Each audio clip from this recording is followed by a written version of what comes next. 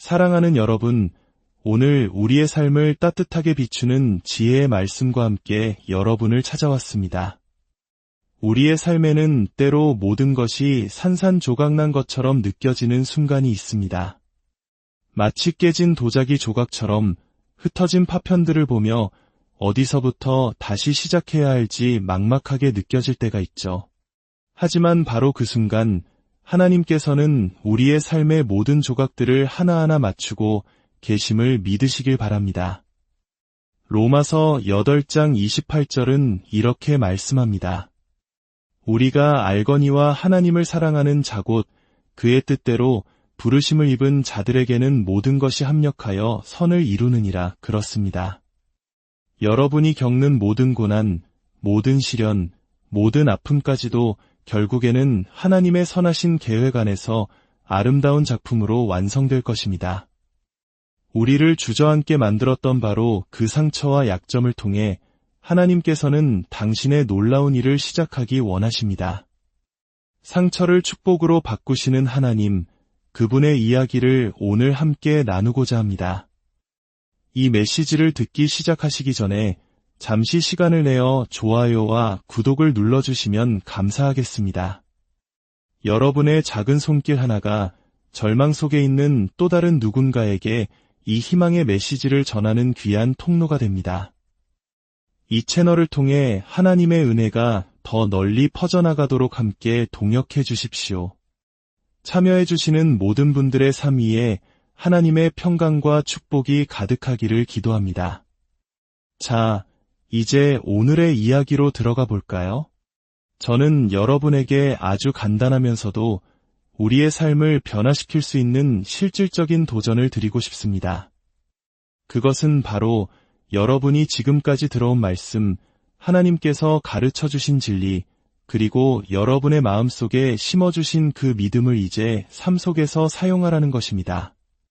더 이상 생각만 하거나 더 많이 기도해야 한다고 미루거나 완벽한 때를 기다리지 마십시오. 전도서 기자는 말합니다.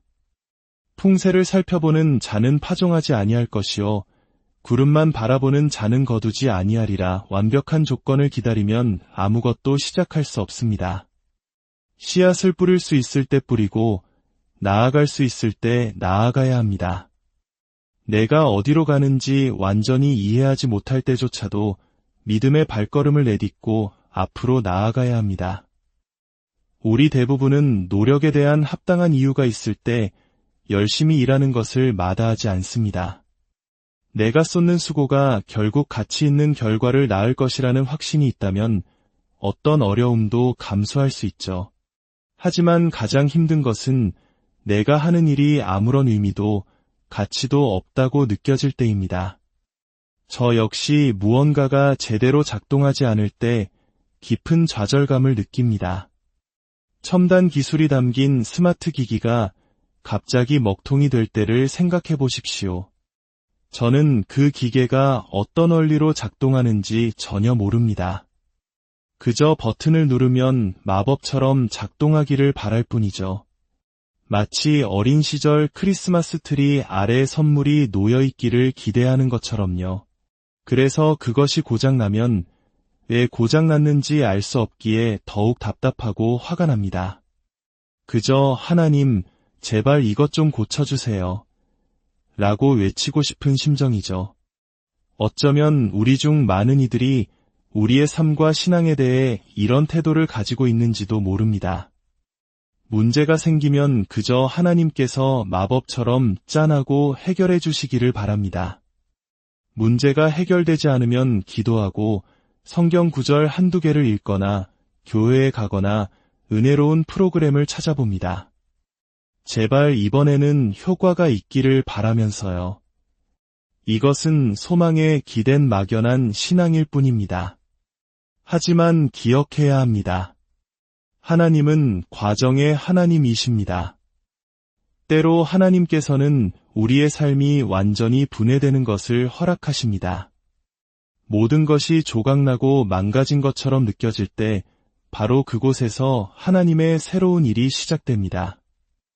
요한복음 5장에는 이러한 상황을 잘 보여주는 한 장면이 나옵니다. 예루살렘의 베데스다라는 연못가에 수많은 병자들이 모여 있었습니다. 눈이 보이지 않는 사람, 다리를 저는 사람, 몸이 마비된 사람 등 각자의 삶에서 무언가가 작동하지 않는 사람들이었습니다. 그들은 한 가지 전설 같은 희망의 의지에 그곳에 모여들었습니다. 가끔 천사가 내려와 연못의 물을 움직이게 하는데 그때 누구든지 가장 먼저 물에 들어가는 사람은 어떤 병이든 낫게 된다는 것이었죠. 그래서 그곳은 치유를 향한 처절한 경쟁의 장이었습니다. 가장 빠른 자만이 구원받는 시스템, 그것이 바로 예수님께서 나타나시기 전까지 그곳을 지배하던 방식이었습니다. 성경은 말합니다. 그 안에 많은 병자, 맹인, 다리 저는 사람, 혈기 마른 사람들이 누워 물의 움직임을 기다리니 그리고 그들 중에 38해 된 병자가 있었습니다. 무려 38년입니다. 한국 역사에서 36년간의 일제강점기보다도 긴 시간입니다. 한 사람의 인생에서 38년이라는 세월 동안 마비된 채 누워 있었다는 것은 그가 겪었을 절망과 고통의 깊이를 짐작조차 하기 어렵게 합니다. 그것은 단순한 불편함이 아니라 삶 전체가 멈춰버린 상태였습니다. 예수님께서 그가 누워있는 것을 보시고 병이 벌써 오래된 줄 아시고 그에게 다가가 물으셨습니다. 내가 낫고자 하느냐? 표면적으로 이 질문은 너무나 당연하고 심지어 무례하게 들릴 수도 있습니다. 38년 동안이나 낫기를 기다린 사람에게 낫고 싶으냐고 묻다니요. 정답은 당연히 주님, 제발 저를 고쳐주십시오. 여야 했습니다. 하지만 그 남자는 그렇게 대답하지 않았습니다. 대신 그는 변명을 늘어놓기 시작했습니다. 주여, 물이 움직일 때에 나를 못에 넣어주는 사람이 없어 내가 가는 동안에 다른 사람이 먼저 내려가나이다. 그는 자신이 왜 나을 수 없는지에 대한 타당한 이유들을 댔습니다. 그에게는 도와줄 사람이 없었고 시스템은 그에게 불리했습니다. 그는 자신의 실패와 절망에 너무나 익숙해진 나머지 희망 자체를 잊어버린 것처럼 보였습니다. 어쩌면 우리도 마찬가지일지 모릅니다. 삶의 어떤 영역이 계속해서 무너질 때 우리는 도전을 주는 사람들 대신 우리의 실패를 위로해주는 사람들과 어울리려 합니다. 나만 힘든 게 아니구나라며 안도감을 찾지만 결국 우리는 스스로 만든 변명과 한계라는 감옥에 갇히게 됩니다. 바로 그 순간 예수님께서 그 모든 변명과 절망의 시스템을 깨뜨리는 말씀을 하십니다. 일어나 내 자리를 들고 걸어가라. 예수님께서 어떤 어조로 말씀하셨을지는 상상에 맡기겠습니다. 부드러운 속삭임이었을 수도 있고 천둥 같은 명령이었을 수도 있습니다. 중요한 것은 그 말씀에 능력이 있었다는 사실입니다. 그리고 그 남자가 그 말씀에 순종했을 때 기적이 일어났습니다. 성경은 말합니다. 그 사람이 곧 나아서 자리를 들고 걸어가니라. 하나님의 말씀은 페인트통과 같다는 말이 있습니다. 그 가치는 적용될 때 드러납니다. 여러분이 아무리 위대한 진리의 말씀을 듣는다 해도 여러분의 삶에서 순종하고 행동으로 옮기지 않는다면 그것은 아무런 능력을 발휘하지 못할 것입니다. 그런데 이야기는 여기서 끝나지 않습니다. 성경은 아주 중요한 사실을 덧붙입니다. 이 날은 안식일이니 안식일. 유대인들에게는 어떤 노동도 해서는 안 되는 거룩한 날이었습니다. 하나님께서는 그들의 쉼을 위해 이 계명을 주셨지만 시간이 흐르면서 사람들은 그것을 융통성 없는 율법의 족쇄로 만들어버렸습니다. 심지어 안식일에 들어도 되는 물건의 무게까지 정해놓을 정도로 엄격했습니다.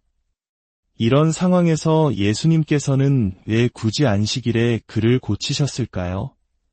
그리고 왜 더 이상 필요 없게 된 그의 자리, 즉 그가 누워있던 매트를 들고 가라고 명령하셨을까요? 그가 매트 없이 그냥 걸어갔다면 아무도 주목하지 않았을지도 모릅니다. 하지만 그가 38년 동안 자신의 몸이었던 그 낡은 매트를 들고 걸어가는 순간 모든 사람의 시선이 그에게 쏠렸습니다. 종교 지도자들은 즉시 그를 비난했습니다. 안식일에 내가 자리를 들고 가는 것이 옳지 아니하니라 보십시오. 그들은 한 인간이 38년의 고통에서 해방된 기적보다 낡은 매트를 들고 안식일의 규율을 어겼다는 사실에 더 분노했습니다. 이것이 바로 생명 없는 종교의 모습입니다. 사람의 잠재력보다는 문제를, 부르심보다는 연약함을 지적하는 사탄의 목소리와 같습니다. 예수님께서는 의도적으로 이 모든 상황을 만드셨습니다. 그 낡은 매트는 더 이상 그를 올가매는 실패의 상징이 아니었습니다. 이제 그것은 하나님의 능력을 증거하는 강력한 도구가 되었습니다. 그의 가장 큰 약점, 그의 가장 깊은 상처, 그의 마비되었던 삶의 증거가 이제는 메시아가 오셨음을 온 세상에 선포하는 확성기가 된 것입니다. 사랑하는 여러분, 하나님께서는 여러분을 마비시켰던 바로 그것을 당신의 삶 속에서 사용하기 원하십니다. 당신의 실패, 당신의 약점, 당신이 숨기고 싶어하는 그 상처를 통해 하나님의 영광을 드러내기 원하십니다. 당신의 매트는 무엇입니까? 당신을 오랫동안 짓눌러왔던 약점은 무엇입니까? 사람들에게 손가락질 받게 했던 실패의 경험은 무엇입니까? 이제 그 매트를 하나님께 드리십시오. 그리고 이렇게 고백하십시오. 하나님, 제 삶의 남은 날 동안 이 매트를 들어야 한다 할지라도 저의 이 상처와 부서짐을 사용하여 주옵소서. 사람들이 저의 연약함을 통해 오히려 온전케 하시는 주님의 능력을 보게 하옵소서. 기억하십시오.